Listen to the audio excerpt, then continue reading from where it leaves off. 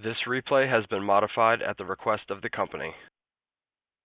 Good afternoon, and welcome to the TriNet fourth quarter and full year 2020 conference call. All participants will be in listen-only mode. Should you need assistance, please signal a conference specialist by pressing the star key followed by 0. After today's presentation, there will be an opportunity to ask questions. To ask a question, you may press star, then 1 on your telephone keypad. To withdraw your question, please press star, then 2. Please note, this event is being recorded. I would now like to turn the conference over to Alex Bauer of Investor Relations. Please go ahead. Thank you, operator. Good afternoon, everyone, and welcome to TriNet's 2020 fourth quarter conference call. Joining me today are Burton M. Goldfield, our President and CEO, and Kelly Tuminelli, our Chief Financial Officer. Our prepared remarks were pre-recorded. Burton will begin with an overview of our fourth quarter operating performance. Kelly will then review our financial results. We will then open up the call for the Q&A session. Before we begin, please note that today's discussion will include our 2021 first quarter and full year guidance and other statements that are not historical in nature, are predictive in nature, or depend upon or refer to future events or conditions, such as our expectations, estimates, predictions, strategies, beliefs, or other statements that might be considered forward-looking. These forward-looking statements are based on management's current expectations and assumptions and are inherently subject to risks, uncertainties, and changes in circumstances that are difficult to predict and that may cause actual results to differ materially from statements being made today or in the future. Except as may be required by law, we do not undertake to update any of these statements in light of new information, future events, or otherwise. We encourage you to review our most recent public filings with the SEC, including our 10-K and 10-Q filings, for a more detailed discussion of the risks, uncertainties, and changes in circumstances that may affect our future results or the market price for our stock. In addition, our discussion today will include non-GAAP financial measures, including our forward-looking guidance for net insurance margin, adjusted Ebitda margin, and adjusted net income per diluted share. For reconciliations of our non-GAAP financial measures to our GAAP financial results, please see our earnings release or our 10-K filing for our fourth quarter and full year of 2020, respectively, both of which are available on our website or through the SEC website. A reconciliation of our non-GAAP forward-looking guidance to the most directly comparable GAAP measures is also available on our website or in our earnings release. With that, I will turn the call over to Burton for his opening remarks. Burton? Thank you, Alex. 2020 proved to be the most challenging year of my professional career. It also proved to be a year where TriNet's mission and strategy were especially valued by our customers. We started 2020 by delivering strong financial performance and volume growth in the first quarter. Momentum in our business was strong. Everything changed with COVID-19 and the subsequent lockdowns. We rapidly adjusted to the new environment and leveraged our deep understanding of the verticals we serve. This knowledge allowed us to quickly address the issues faced by our customers during this very difficult time. Additionally, a unique program that TriNet created during COVID-19 was the Recovery Credit Program. The Recovery Credit Program is our effort to share with our customers the excess cost savings we generated from underutilized health services, primarily in April. This program has been very well received and provided a significant benefit to our customer base. Our vertical strategy and customer selection process is intended to build a dynamic, growing customer base. Throughout the pandemic, we have been amazed by the inherent resiliency of our customers who, in aggregate, actually grew their employee base during the second half of 2020. We highlighted this customer hiring during our Q3 earnings call, and this growth accelerated in the fourth quarter. Customer hiring has always been a key contributor to our financial model. Our fourth quarter financial performance reflected the contribution from customer hiring and underscored the overall success of our vertical go-to-market strategy. During the fourth quarter, we grew GAAP total revenues 4% year over year to $1.1 billion, while GAAP earnings per share declined 52% year over year to 32 cents per share. The decline in our fourth quarter GAAP EPS was in part due to our accrual for the Recovery Credit Program. For the full year, we grew GAAP total revenues 5% year over year to $4 billion, and we grew GAAP EPS 34% year over year to $3.99 per share. Finally, we finished the year with approximately 332,000 WSEs, down 2% year over year. Sequentially, we grew WSEs 4% during the fourth quarter when compared to the third quarter of 2020.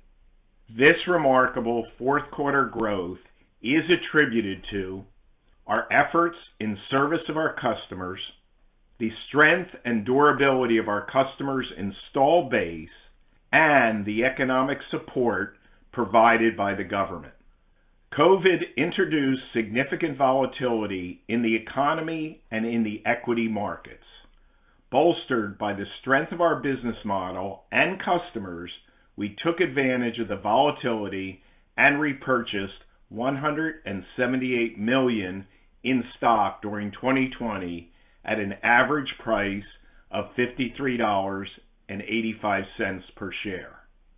As we look back over the past year, we are pleased with our execution.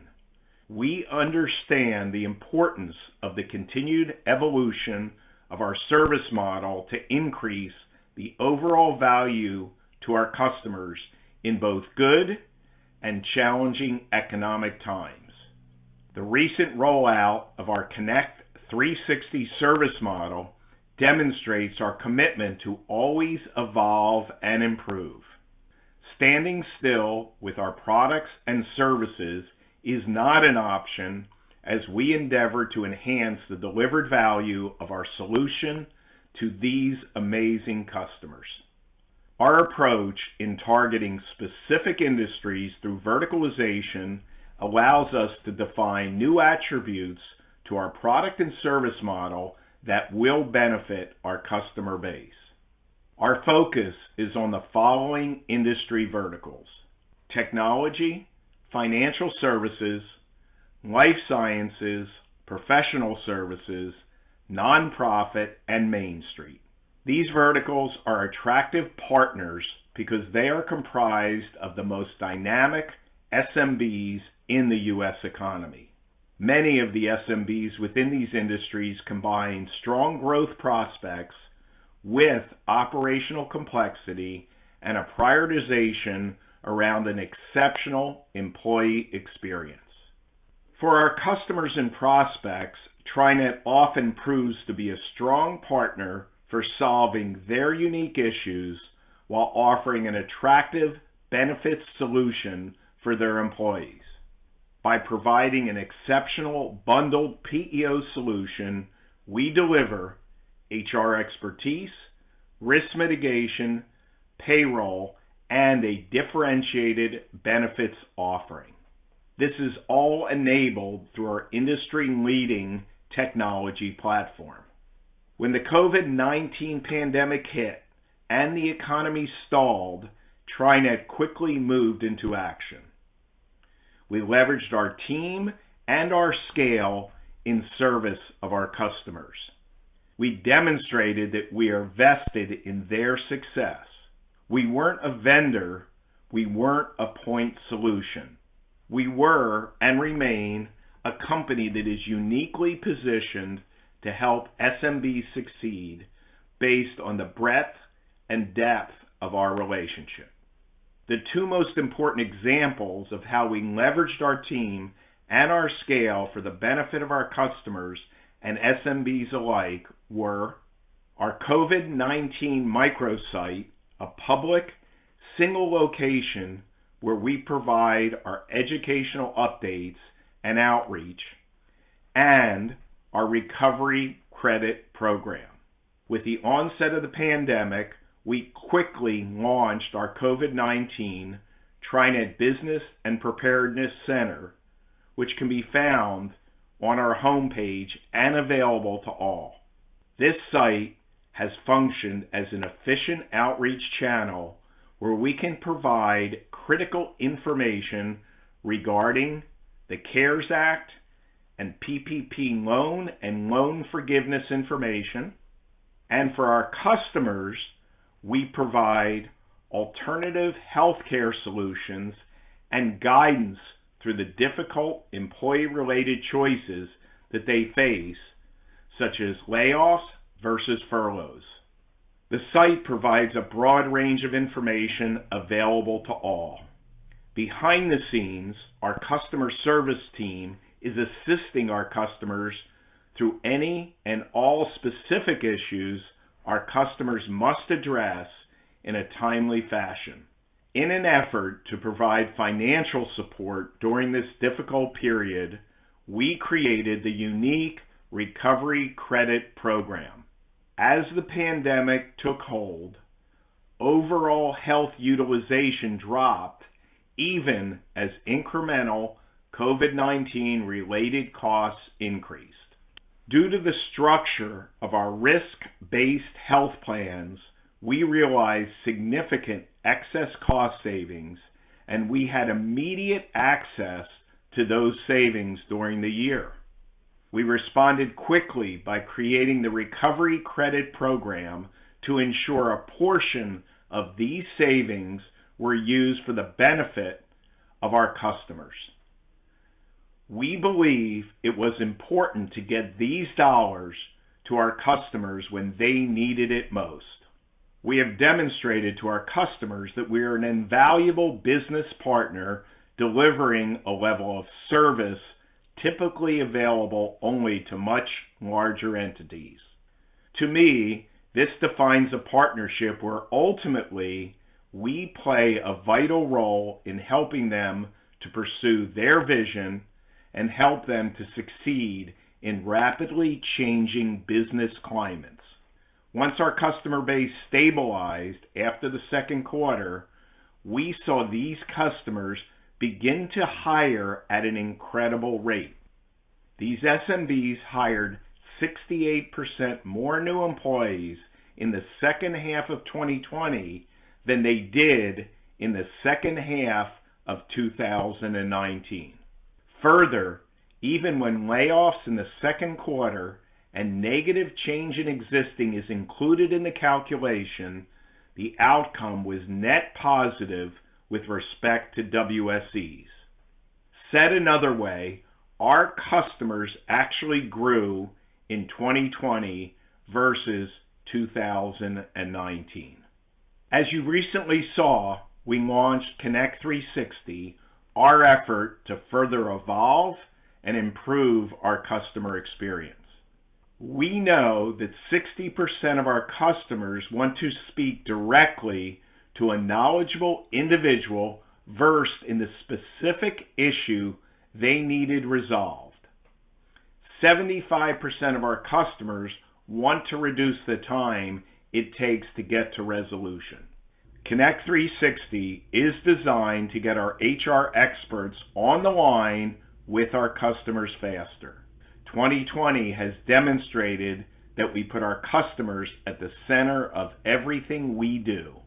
As we beta tested the design of Connect 360, we listened to our customers, we learned from them, and we continue to adjust our service model in accordance with their feedback. We are confident that this evolution of the customer experience will be a long-term positive innovation. Early in the fourth quarter, we again demonstrated our commitment to putting our customers at the center of everything we do by hosting our first annual TriNet PeopleForce Conference. Over a 3-day period, TriNet PeopleForce tackled the key challenges such as business resiliency, diversity, equity, and inclusion in the workplace, healthcare, including cost management and employee access, legislative updates and access to government programs and stimulus, and finally, an economic outlook for the small and medium businesses. In post-conference surveying, 98% of the attendees indicated that they would attend again next year. We are excited to build on the success of this first conference. As we look forward to 2021, we believe that we are well positioned for success, especially as the pandemic subsides. While it remains early in the recovery, we are encouraged by the ongoing distribution of vaccines, and we are optimistic that we will see a gradual improvement in business activity as the year progresses. Because of the unique circumstances brought on by the pandemic, I want to provide a bit more clarity on our sales efforts and on our installed base. As we noted through 2020, new sales were negatively impacted by the effects of the pandemic. For our field sales force, the quick transition to remote selling was a significant change. This is a team that aspires to be the trusted advisors to our prospects, and the face-to-face interaction had been an important part of the process. I look forward to the day when our team can spend quality time with the amazing SMBs that are TriNet prospects.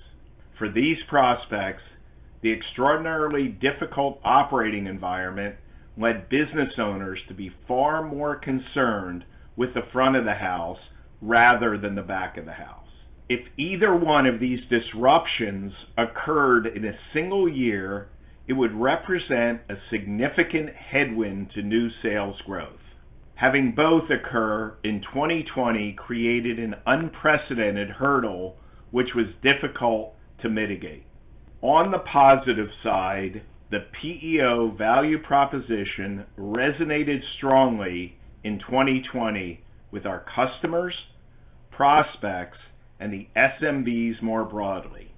We as an industry demonstrated to SMBs the scale available to them, not just as it relates to benefit pricing and payroll, but to critical consultation and HR support.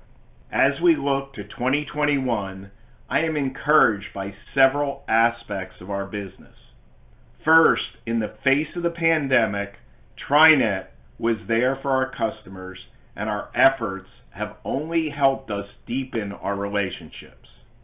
We provided meaningful guidance to our customers during a highly uncertain period, and we created the Recovery Credit Program to help our customers when they needed it most.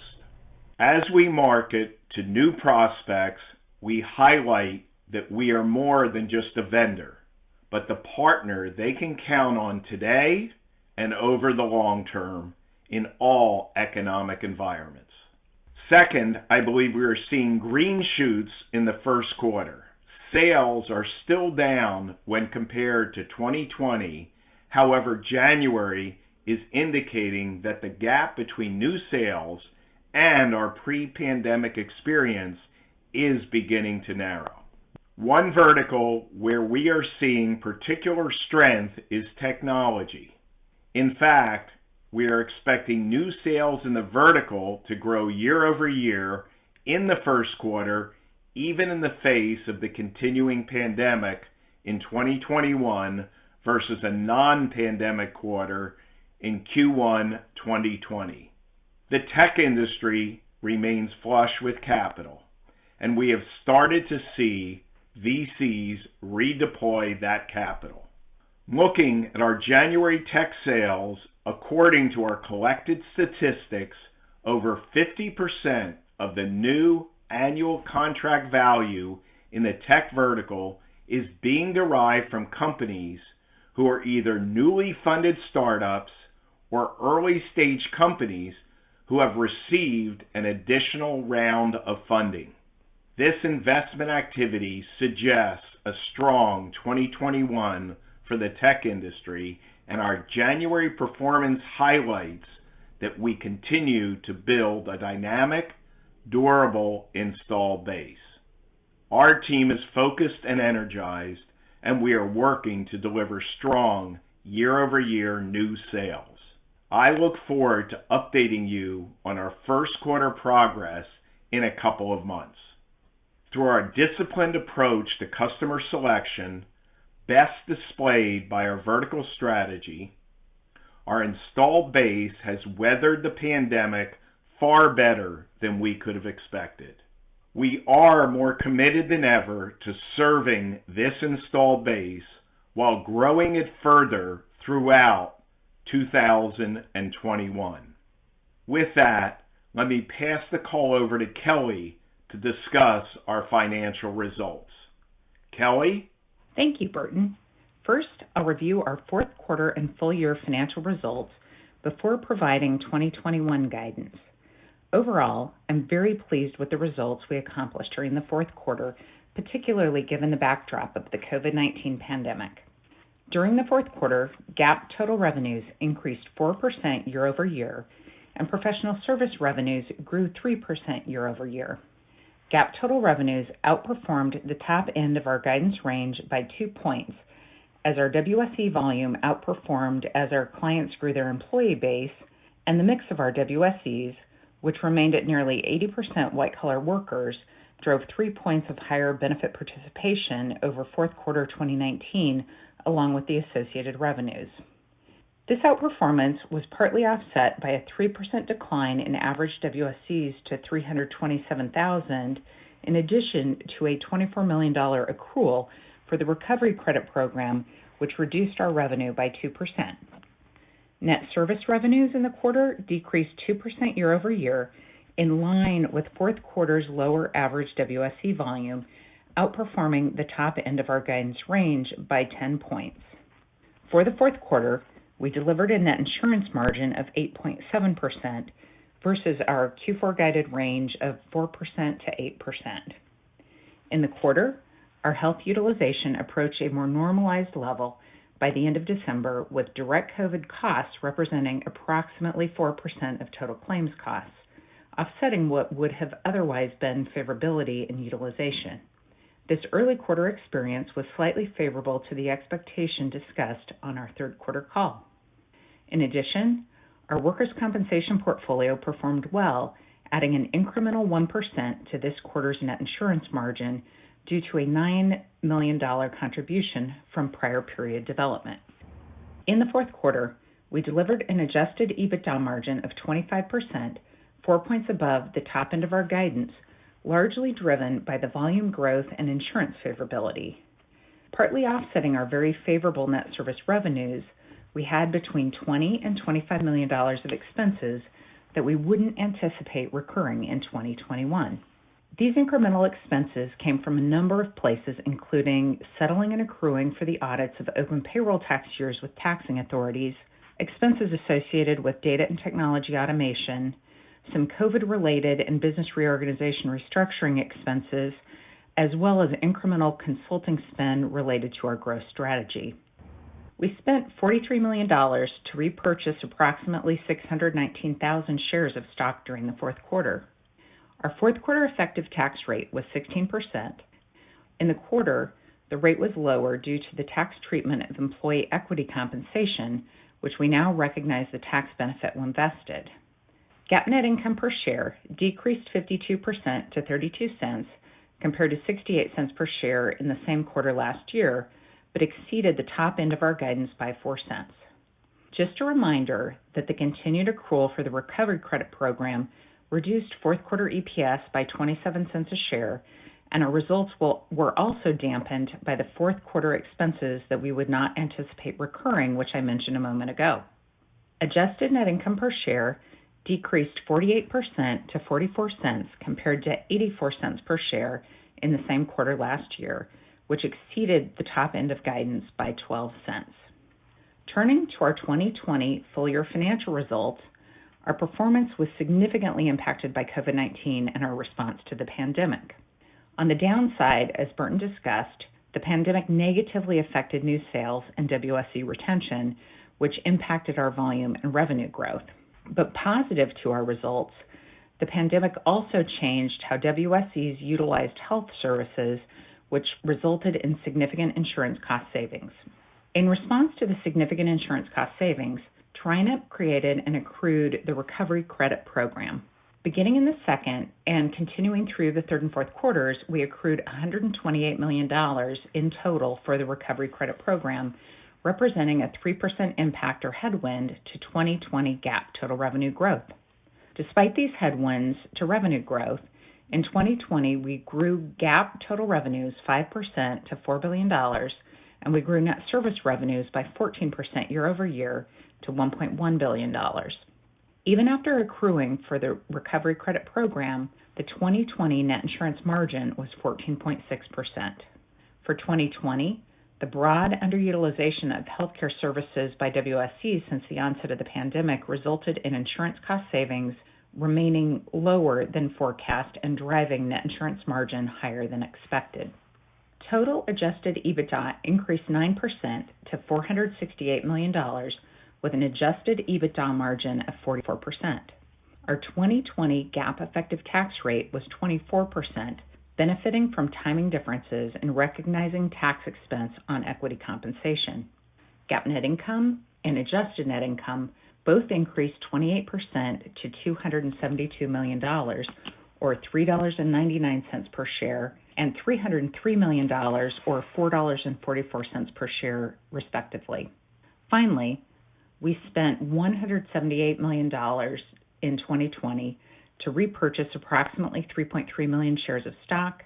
As of December 31st, 2020, we still had $358 million available under our current authorization. Turning to our 2021 first quarter and full year outlook, I will provide both GAAP and non-GAAP guidance. Before I provide guidance, I would like to share a few thoughts on the current state of the capital markets and the implications for TriNet. We believe the current capital markets remain historically accommodative and require that we opportunistically examine the use of more permanent, longer duration debt capital within our capital structure.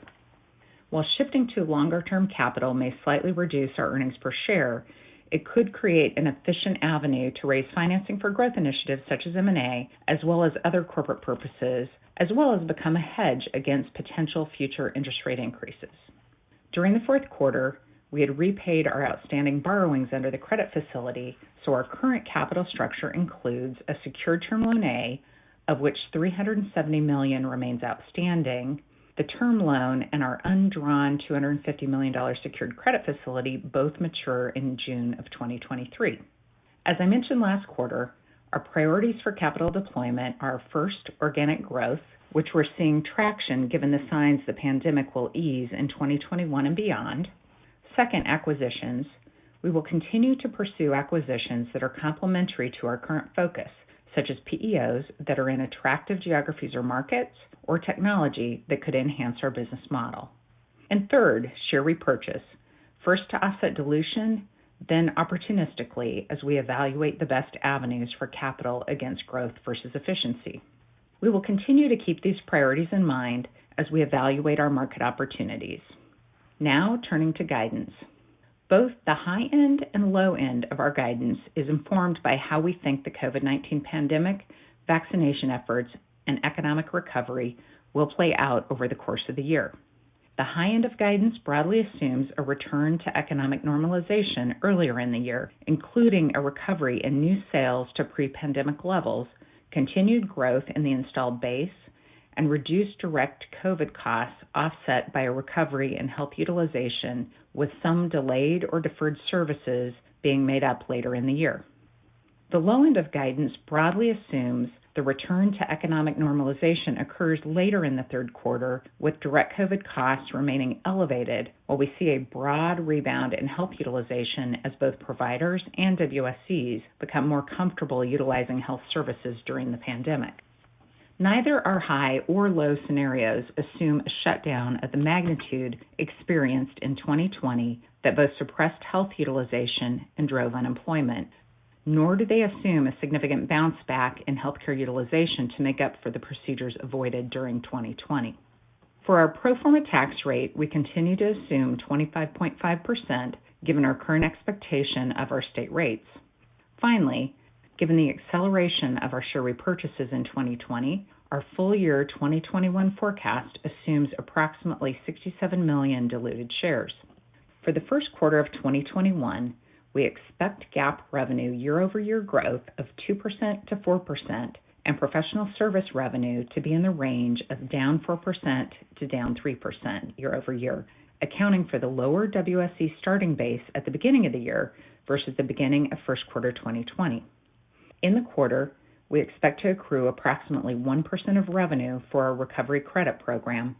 Regarding net insurance margin, we're forecasting a Q1 margin of between 12.5% to 14.5%. Historically, the first quarter is a seasonally strong quarter.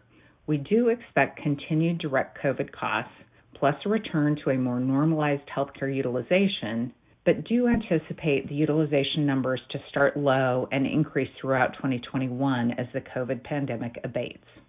We're forecasting our Q1 2021 adjusted Ebitda margin to be in the range of 44 to 48%. We expect Q1 GAAP earnings per share to be in the range of $1.10 to $1.34 per share, or down 16% to up 2% year over year, and we expect adjusted earnings per share to be in the range of $1.16 to $1.39 per share, or down 18% to down 1%. For our full year 2021 guidance, we're forecasting year-over-year GAAP revenue growth to be 8 to 11% and professional service revenue growth to be between 6 and 8% year-over-year as we grow throughout the year. Given the dynamics we articulated earlier, we expect our 2021 net insurance margin to be in the range of 10 to 11%. Our full year 20 adjusted Ebitda margin is expected to be in a very strong range of 37% to 40%. GAAP earnings per share are expected to be in the range of $2.79 to $3.31, or down 30% to 17% year over year, with adjusted net income per share expected to be in the range of $3.35 to $3.90, or down 25% to down 12% year over year, both down due to the extremely favorable 2020 that benefited from the overall underutilization of healthcare. Please note that our adjusted Ebitda margin and earnings per share guidance ranges do not reflect any potential changes to our current capital structure. With that, I will turn the call to Burton for his closing remarks. Burton? Thank you, Kelly. I am proud of the entire TriNet team and their efforts to rapidly adjust to the challenging environment created by the pandemic. Throughout the past year, we demonstrated the strength of our vertical strategy and the value proposition we deliver to SMBs. Our customer selection and our efforts to deepen our relationship with these SMBs allowed us to deliver sequential volume growth in the fourth quarter as we benefited from their robust hiring activity. Our customers are continuing to hire, and we are seeing promising signs in the current quarter with regard to new sales, especially in the tech vertical, which remains strong. We are encouraged by the rollout of the vaccinations and remain optimistic that we will see a gradual improvement in the business environment as the year unfolds. In the meantime, we will continue to do what we do best, leveling the playing field for SMBs with regard to superior HR services, allowing them to attract and retain the right talent and grow their businesses. Operator? We will now begin the question and answer session. To ask a question, you may press star, then 1 on your telephone keypad. If you are using a speakerphone, please pick up your handset before pressing the keys. To withdraw your question, please press star, then 2. At this time, we will pause momentarily to assemble our roster. Our first question comes from Tien-Tsin Huang with J.P. Morgan. Please go ahead. Thank you so much. Really appreciate all the details you're giving here on the prepared remarks. I wanted to ask on the recovery credit program, of course, just your thinking here in terms of ROI and the impact to the P&L and KPIs like churn. Update on visibility here. Can you give us a little bit more on the ROI that you're expecting? Can you hear me? Yeah, Tien-Tsin, this is Burton, and Hey, thanks Burton. for the question. I'm really proud of this program. We're very much invested in our customer success, and their success is our success. And we hope by providing this stimulus when they need it most, they will continue to prosper and grow even in this environment. So we have 4 different cohorts, as you're aware. We completed the first cohort, finalizing the second, and communicating with the third. So the bottom line is the first cohort was very positive, exceeded our expectations, and the others are coming up. I think ultimately what we're trying to do is make it clear that we are unique in the way we're approaching this problem and that we are part of their success so that, we want to differentiate ourselves. It's a phenomenal model, and we've already demonstrated our success through the vertical strategy, and this was one more example where we could use that recovery credit to show them that we are in this with them, alongside of them, as a true partner as opposed to a vendor. Yeah, no, it's very smart. It's going to be fun tracking it. As my follow-up then for you, Burton, just on the sales, I appreciate all the information you gave there, the tech sales being good. So just thinking how the recovery in general of new sales might shape up, do you feel like there's some pent-up demand, and is it just a matter of getting through the vaccine and getting to a new rhythm around sales? I'm just curious how you're thinking about what that recovery might look like, especially in the second half of the year. No, that's a great question. So I'm going to take it 2 ways. First, I'm encouraged by new sales performance. We said it in the prepared remarks. We're seeing strength across the verticals and particularly tech, which you just mentioned. The performance relative to second, third, and fourth quarters is seeing improvement, but not as much as I'd like it to be. However, as you know, the year-over-year comparisons get a lot easier Q2 and on because they're all post-COVID-19. So I expect relatively to have significant improvement. But to your question of how the economy is performing, what I would go back to is this technology vertical. We're seeing strong funding in the vertical. And one statistic I'll give you, Tenzin, is 50% of the net new ACV we generated in January in the tech vertical is either brand new startups or companies receiving an additional round of funding. So they got in a round of funding, they're going to grow, and they came to TriNet as their partner.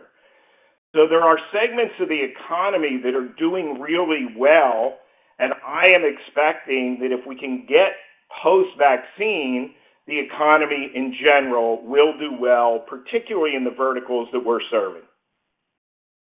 Yeah, hope that is the case. Thanks for the update. The next question is from Kevin McVeigh with Credit Suisse. Please go ahead. Great, thanks so much, and thanks for all the details. Hey, I wonder, can you give us a sense of, because the credits seem to help the biz a lot of different ways. What type of retention are you thinking about as we work our way through the year 21, and how does that kind of correlate to 2020 and maybe more historical trends? I definitely appreciate the question. As we're looking at retention into 21, I'll comment on 2020 for one. It's been the best retention year that TriNet really has ever had. So we're looking at retention in 2021, in a very good place as well, just given the fact that we have the recovery credit and we're aligning with our customers. As you know, we accrued $128 million so far, and it just puts us in a really good spot for retention for the year.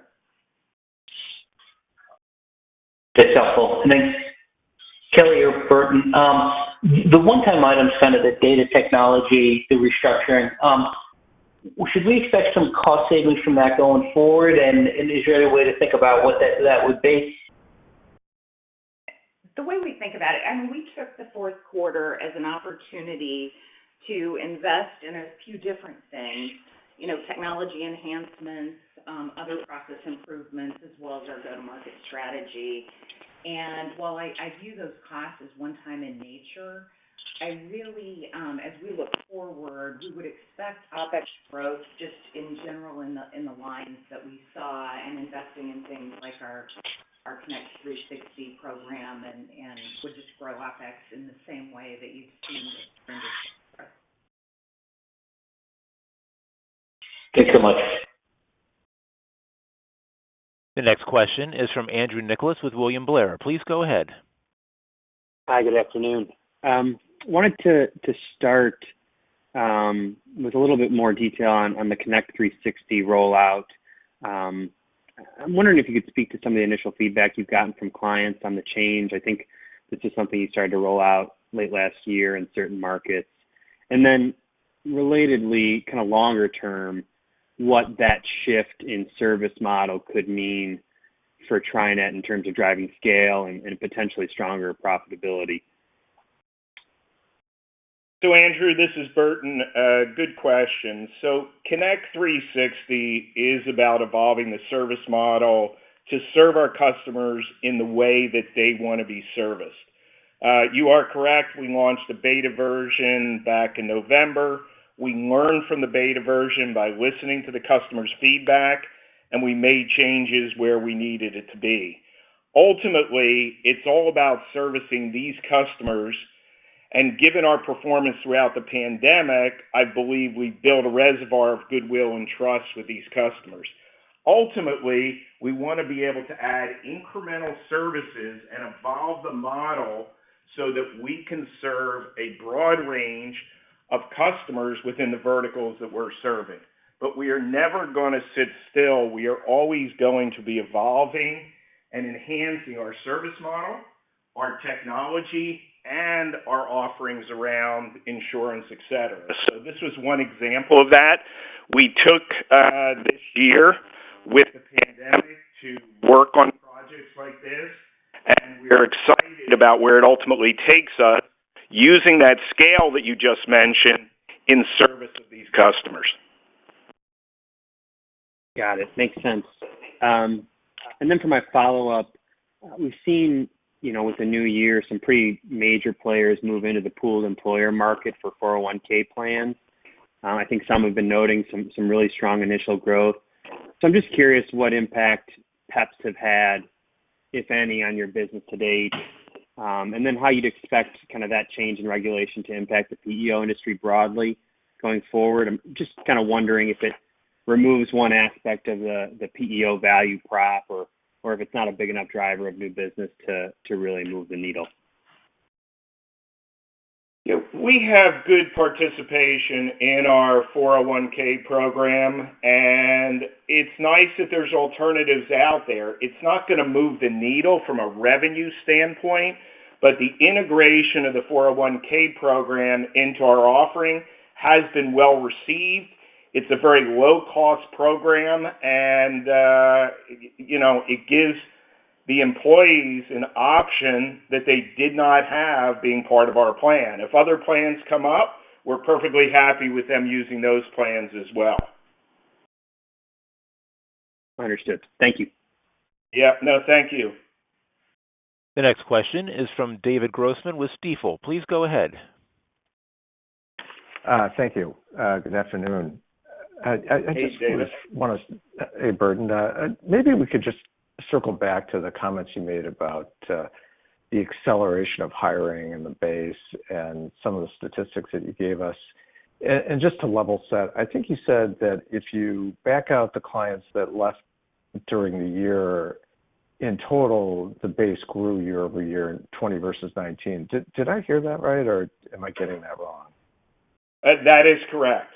So our clients that are still with us grew between 19 and 20. That is absolutely correct.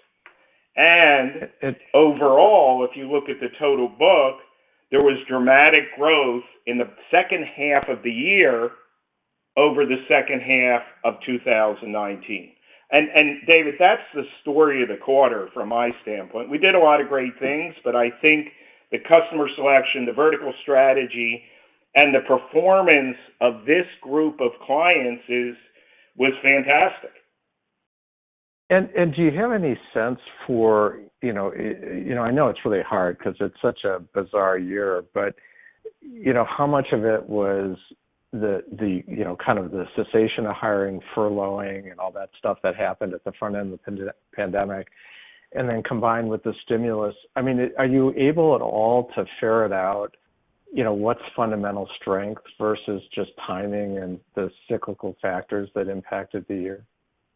I've spent a lot of time on it. That's why I wanted to give you color around the technology vertical, which I have the deep telemetry into, and the new customer formation or new company formation. I also dug into the follow-on rounds of funding of existing tech companies that then subsequently became TriNet customers. But the hiring was broad-based across all of our verticals. So I would say a lot of it has to do with the change in customer selection over the last couple of years. And the type, even in Main Street, the type of Main Street customers we're taking on today is very different than what we took on 4 years ago. But I'll let Kelly take a shot at it. That's sort of, you're on the key question. These are great clients, and it's just a pleasure to support them because they're fighting like hell. Yeah, the only color I'd add to that is, the strongest verticals in the quarter were life sciences, technology, Main Street, and professional services. To Burton's point, on a full year basis, any of the reductions or layoffs were more than offset in total by the hiring in the second half. The only vertical that was down on a full year basis is Main Street. Okay, and when you say down, you mean down on this adjusted basis, right? Down from a hiring perspective. So they laid off more in the second quarter than they rehired in the second half, but all other verticals on a full year basis were up. Got it. Okay. Great. Thank you for that incremental color. And then, Burton, you decided to make a change in the sales organization late last year. Perhaps you could expand on, what areas you think you can drive the most improvement with that change. Is it WSE growth? Is it revenue per WSE? Is it geographic? Just trying to get a better sense of what you're hoping to accomplish, with that move. Sure. So I believe, and you've heard me say it for years, David, this is a large, underpenetrated market where we believe that we can add tremendous value to a select set of verticals and industries, and I want to capture a significant portion of those. So I continue to evolve the sales and go-to-market model to be more effective at capturing that market share. So obviously, efficiency is an issue, but at the end of the day, I want to make sure that we're capturing a significant share of the targeted market so it's verticals and then it's geographies. And I'm in the middle of making some changes. I'm seeing some great candidates, but ultimately I don't feel a lot of pressure to close out the leader because I have an interim leader doing a great job who's been here for 9 years. I have a great CX team and retention is good. I have a great customer base that's moving forward. And I'm making some of the changes that I believe are necessary to emerge with a larger capacity or a larger ability to capture the specific clients that I'm looking for. And do you want to point our eyes at any changes that will be forthcoming over the course of the year, or is there nothing specific you want to highlight? Look, you'll hear about some of the changes, but think about it in terms of a tighter focus on the industries that we covet. Think about it as segmentation in terms of the size of the customers and the way we approach those customers from a size standpoint. And think about it from a very targeted set of geographies that we believe are our birthright, because the scale in those geographies, particularly as it relates to the medical insurance, is a very important part of using scale in service of those customers. Got it. Okay, thanks for that color. That's very helpful. No problem. And then I guess just one last question, if I could sneak it in, is, what is the likelihood, I understand the dynamic behind the genesis of the, the credit, but I'm just wondering, what's the likelihood that a recovery credit program could be, embedded in the model, as even after we migrate to a more normalized economic and healthcare utilization environment? Is that possible? Do you want to do that? And I guess just a corollary to that question is, how should we think of, the new normal in terms of what the target insurance margin should be once kind of all the dust settles? It's a great question. And what I'd say is that anything I can do to show our partnership side by side with these small and medium businesses is something I'd consider. This was announced as a one-time credit program, but I'm seeing innovation out of my team and looking at what the next opportunity is for us to show, not talk about, but show what the partnership looks like in the subsequent years. Got it. And then just in terms of the target insurance margin, it's been like a bouncing ball with all the volatility in the market. So just curious, do you have a thought on, as we think of a normalized insurance margin, any thoughts about that? Yeah, I'll take that one. I stated in our guidance that, while we expect our first quarter margin to be higher, we do expect a full year to be in the 10 to 11% range. And I believe that's an appropriate target for net insurance margin to cover our costs, given, it's a co-employment relationship in our single employer plan. All right. So when you're thinking, Kelly, beyond 2021, which is a very noisy year, is that 10 to 11 is a good number to think about going forward beyond? It's a good range, and I think it'll help us grow as well. Got it. Great. Thanks very much. Thanks, David. Excuse me. The next question is from Sam England with Berenberg. Please go ahead. Hey guys, thanks for taking the questions. The first one, you touched on capital allocation. Could you talk a bit more about some of the potential areas of internal investment opportunity that you see going forward? When you mentioned that, is that technology? Is that adding more people on the business development side? Where do you think the most internal investment will be needed? Yeah, I appreciate the question. And, I really did talk about a variety of things around capital allocation in the past and today as well. Just to remind you, we will continue to invest in our business for growth. That'll include all the things that you mentioned, both making sure we've got the right sales force there, as well as the right processes from an M&A perspective. And that leads into our second priority, which is M&A. And then lastly, we will repurchase stock opportunistically, but as I mentioned in the guidance, we're assuming 67 million shares outstanding. Okay, great. And you sort of answered it, but the next question, I just wondered what the current M&A environment looks like. Are you seeing a decent pipeline of potential opportunities? I know you've talked more about doing sort of tack on M&A rather than anything larger, but what's the environment like at the moment? Look, M&A remains part of this long-term growth strategy. You saw with Little Bird, while not a large deal, that we will acquire companies that fit our broader vertical strategy. And we're continuing to look at targets, whether they're PEOs and verticals or geographies that were attractive to us, and frankly, other technology that we may acquire over time.